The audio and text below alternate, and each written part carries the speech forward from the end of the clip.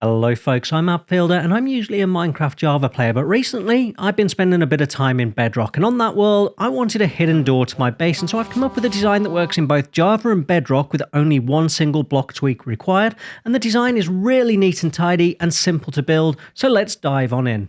These are the materials you require for this build. Please note that Bedrock requires one extra block and one extra piece of redstone dust, and I'll show you where to put it towards the end of the video. Firstly, decide where you want the door to go and punch out those 2 blocks and then go back another block. There we go, and turn right, and we're going to go 5 blocks total. So 1, 2, 3, 4, 5 blocks to the right. There you have it, and we're going to the back now, and we're going to go 11 blocks total. Let's just count that out from the front. 1, 2, 3, 4, 5, 6, 7, 8, 9, 10, 11. And then to the left, we're going to go 5 blocks total. So 1, 2, 3, 4, 5, and then back to the front. And then what we're going to do is punch out all that area in the middle. So we are left with an area that is 5 wide, 11 deep, and 2 high. Once you've done that, what we want to do is extend this upwards by 2 blocks over the entire area. Okay, now you've got a 4 high area. We need to punch down 2 blocks, and what we'll end up with is an area that is 6 high, 5 wide, and 11 blocks deep. I've added some blocks here just to make it easy for you to follow along and count out the area and prepare it. From the front then, we're going to go down to the bottom corner and place in 1 block in the corner there, 1 to the right, and 1 to the back of that block there. On top of those blocks then, place 3 pieces of redstone dust, and then to the left here, we're going to place a solid block and then a temporary block here and a block on top. Punch out that temporary block, and then we're going to put a top half slab here, and as I said, just pause as you need to. We're going to go to the back of the build now and place in 3 blocks against the wall, and then come out 1. Leave a gap on the right hand side and place another 2 blocks, then come out 1 to the right, and then 2 to the left. And again, just pause it here to make it nice and easy to build. Remember to pause as necessary, but place a sticky piston facing towards the door, grab a piece of redstone dust and put it on that half slab, and then crouch and place a target next to the slab, and then 2 sticky pistons facing towards the door. At the back of the target block then, we're going to have 3 solid blocks. 1, 2, 3, and then a repeater on a single tick facing into those. And then we're going to grab 2 pieces of redstone dust there and a block over the gap on the previous layer. Then grab yourself a comparator, point it into that block, and then come around and place a comparator going towards the front of the build. And then we're going to grab another bit of redstone dust there and place that behind the comparator. Another repeater facing into that block on a single tick, and then grab your calibrated skulk sensor and face it into the back right hand wall. Grab another comparator, face it into that skulk sensor, and then we're going to grab a lectern. We're going to place that down, and then we need a book and a quill, and on Java, create 15 pages. On the 15th page, just put any text that you would like, and just click done and place it on the lectern, and open it to page 3.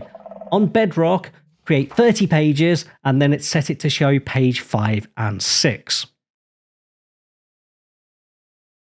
Okay, with that done, we can grab our horn, and if you blow the horn, if you've done this right, it should trigger the skulk sensor. Let's finish the door mechanism then. So head to the front, place sticky pistons on top of all the existing sticky pistons, like so. Then we're going to grab a redstone torch, place it on the block there, and 2 pieces of redstone dust. Then we're going to grab a repeater, set that to 4 game ticks, and then a bit of redstone dust on the target. Place a top half slab against the back of the piston there. Then we're going to place a temporary block against the wall there, another solid block, and then another top half slab. Break away that temporary block, and you will be left with this.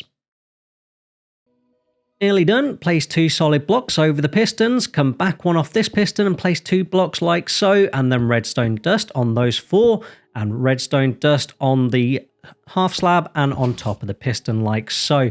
If you do it in a different order, the pistons may fire in the incorrect order. If so, just break the redstone dust and redo it in the order that I showed. If you are on Java, then we are done. If you are on Bedrock, then follow this step. Add 1 extra block over the top of the piston here and put a piece of redstone dust on the top. Again, you only need to do this if you are on Bedrock. If you're on Java like I am at the moment, then you do not need that. So this is how it should look on Java. Remember, on Bedrock, there is an extra block over the piston with redstone dust. So with that, that's the mechanism done. We actually just need to break out of here now. I'm just going to cover that up with stone so it's not so obvious. And we just need to place 2 blocks against those sticky pistons there. And that is your super secret door. Use the horn to open it, and then you can fill up any of these gaps here to make your tunnel a beautifully neat and tidy 2 high, 1 wide tunnel. Where I've used the smooth stone, you can obviously change that. Just remember to replace the redstone dust if you have copied me. And just a heads up, when you're outside coming in, you do need to be within about 2 to 3 blocks of the door to open it. I think if you're within sort of 12 blocks or whatever, it's not that secret. But there you go, that's your door done. Before we finish though, I do want to show you one optional extra, and that's when it comes to exiting the base. Maybe when you exit the base, you want to use the button instead of making up a noise using either the horn or eating. All you need to do is hook up to that bit of redstone dust I was looking at there. So you could put a button on the floor like so, then go underneath, place a bit of redstone dust down, a bit more redstone.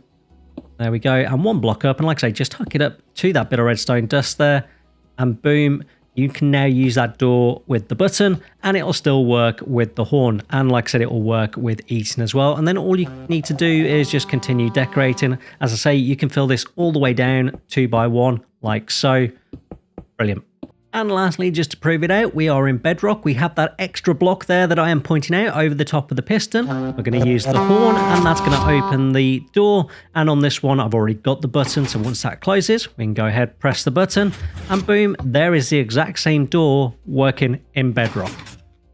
For those of you that don't know me, I run a website for Java Minecraft, appbuilder.com, with thousands of free downloads. I'll leave a link in the description to the schematics, Java and Bedrock World downloads. If you're struggling to keep up with the video, just pause and follow the images where you need to. For now though folks, I'm AppBuilder.